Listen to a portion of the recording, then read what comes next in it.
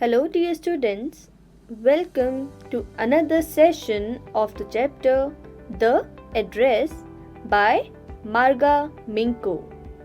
So, let's continue reading. After my first visit in vain to Mrs. Darling's house, I decided to try a second time. Now, a girl of about 15 opened the door to me. I asked her if her mother was home. No, she said, my mother's doing an errand. No matter, I said, I'll wait for her. I followed the girl along the passage. An old-fashioned iron Hanukkah candle holder hung next to a mirror. We never used it because it was much more cumbersome than a single candlestick. Now, in the above lines, unable to shake off the thought of her belongings, the narrator decided to visit Mrs. Darling's house once again. This time, a 15-year-old girl opened the door. She said that her mother had gone on an errand. The narrator told her that she would wait.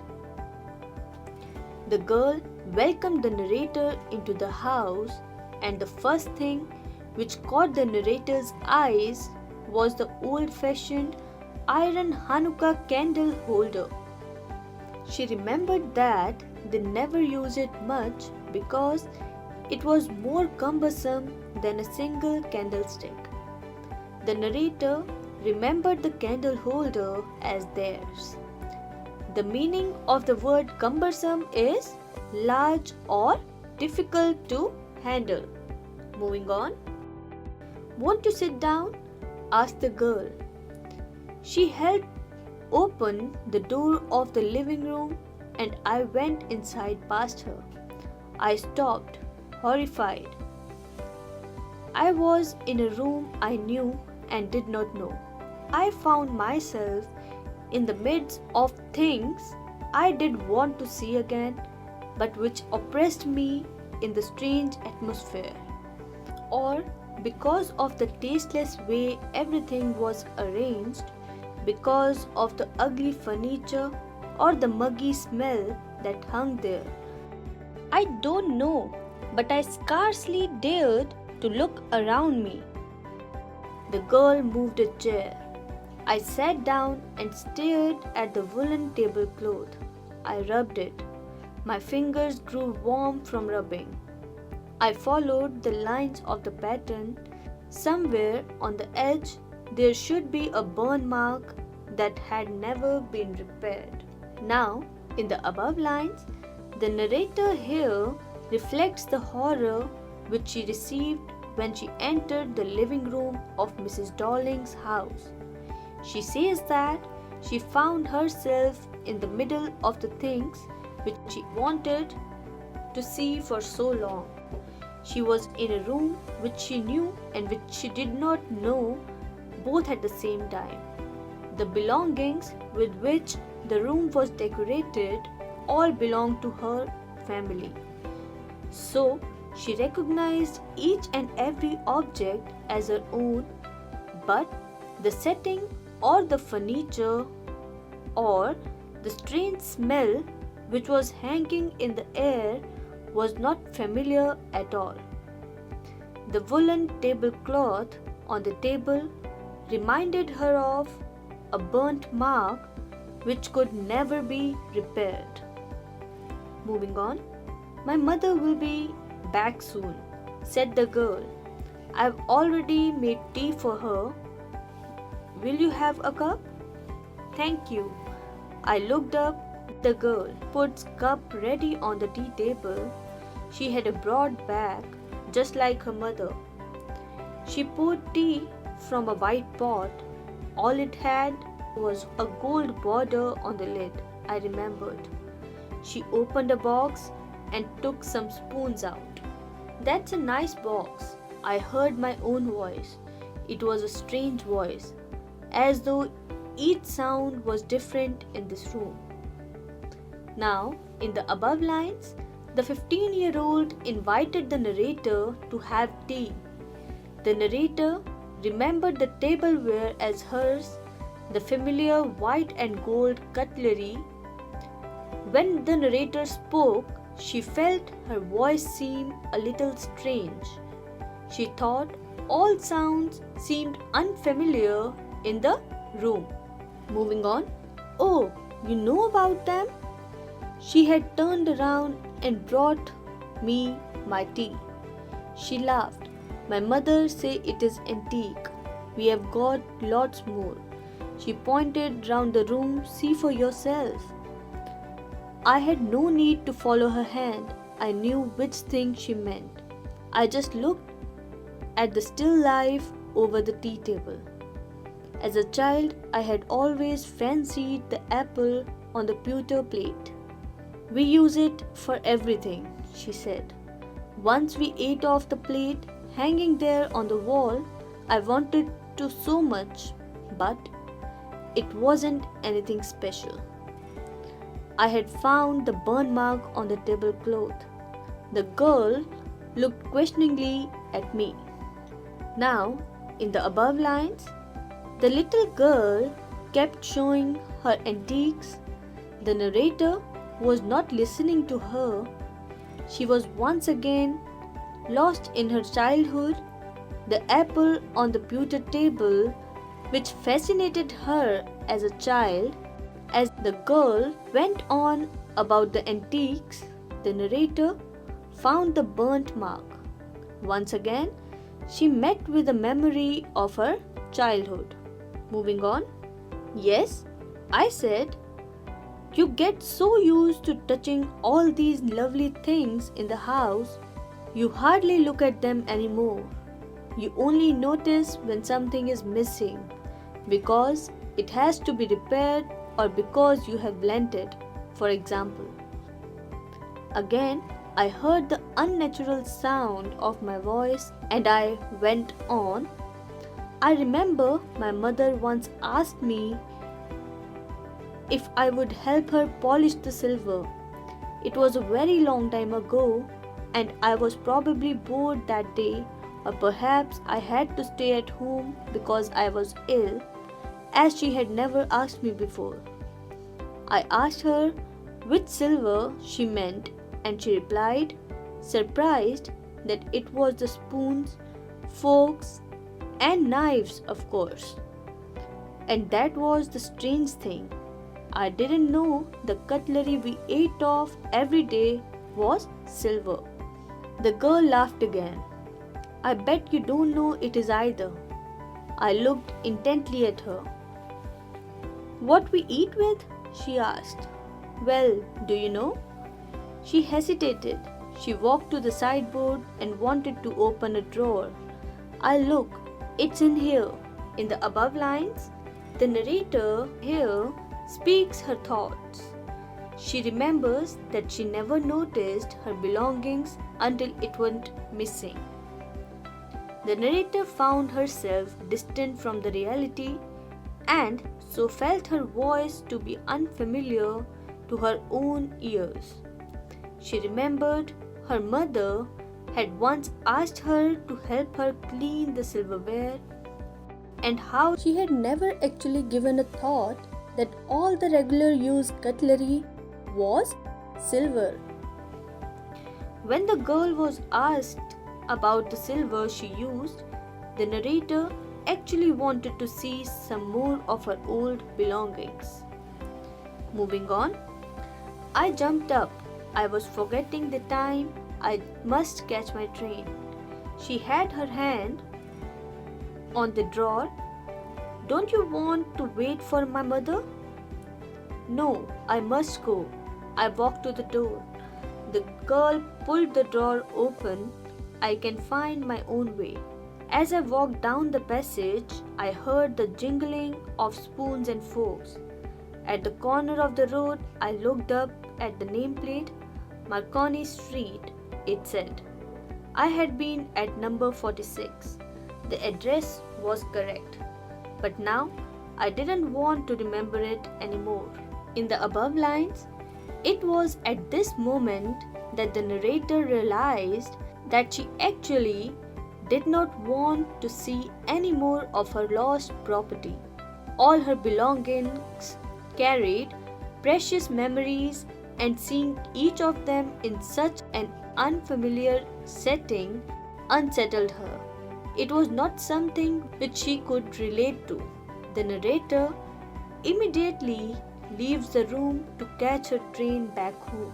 Moving on, I wouldn't go back there because the objects that are linked in your memory with the familiar life of former times instantly lose their value when severed from them. You see them again in strange surroundings.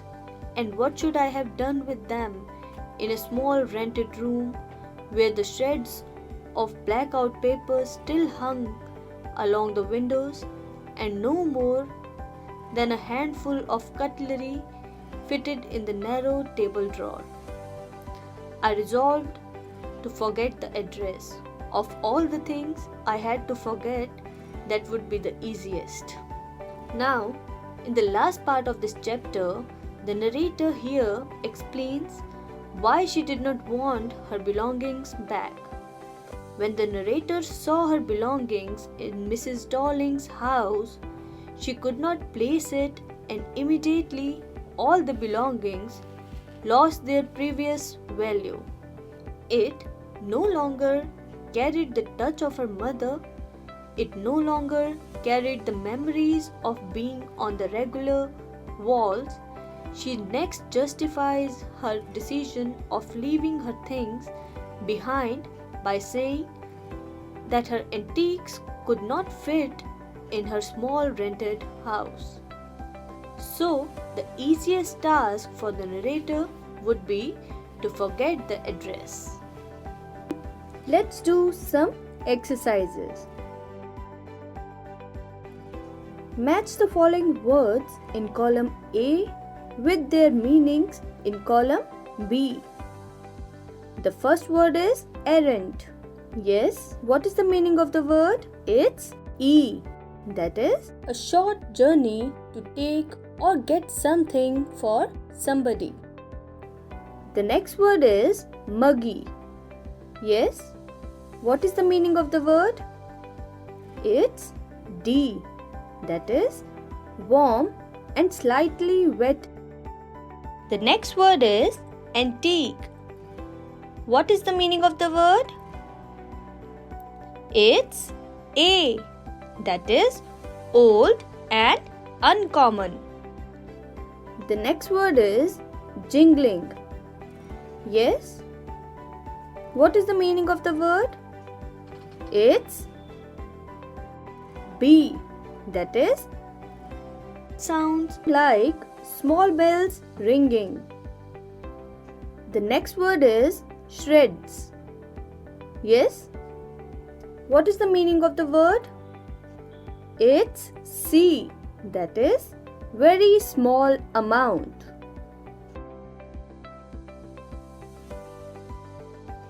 Make the meaningful sentences with the help of given jumbled words.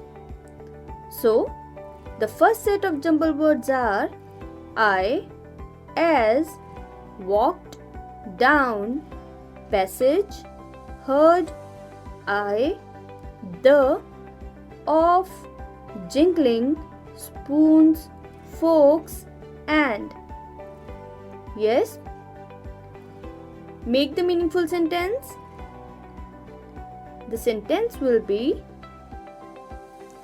as I walked down the passage, I heard the jingling of spoons and forks. The next set of jumbled words are get, so, you, to, all, touching, these, things, lovely, in, house, the, hardly, you, look, them, at, more, any. Yes? Form the sentence. The sentence will be: you get so used to touching all these lovely things in the house, You hardly look at them anymore.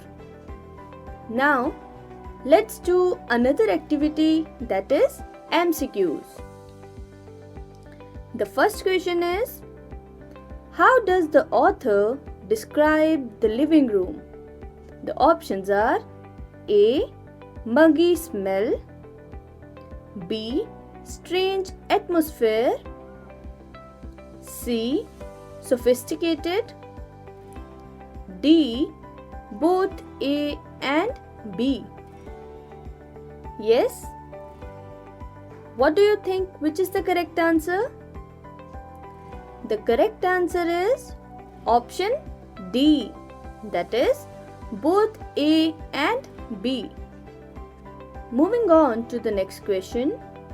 The next question is, in what condition did the author find the living room? The options are A. Haphazard, B. Well arranged, C. Empty, D. Old fashioned. Yes? What do you think, which is the correct answer? The correct answer is option A, that is haphazard.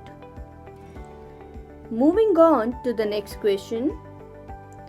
The next question is, the author remembered that the woolen tablecloth had dash. The options are A. An ink mark, B. a defect, C. a burn mark, D. none of the above. Yes? What do you think, which is the correct answer? The correct answer is option C, that is a burn mark. Moving on to the next question. The next question is, according to the author, when do we notice the things in the house? The options are A. when they are out of our sight, B. when they are used, C. when they are shown, D. all of the above. Yes? What do you think, which is the correct answer? The correct answer is option A, that is when they are out of. Moving on to the next question. The next question is, what was the silver that the author was once asked to clean by her mother? The options are A. jewelry, B. cutlery, C. sculptures, D. stones. Yes? What do you think, which is the correct answer? The correct answer is option B, that is cutlery. Students, now we have come to the end of this session. I hope you all have understood the chapter. We will meet in the another video with another interesting topics. Till then, stay healthy and enjoy learning. Thank you.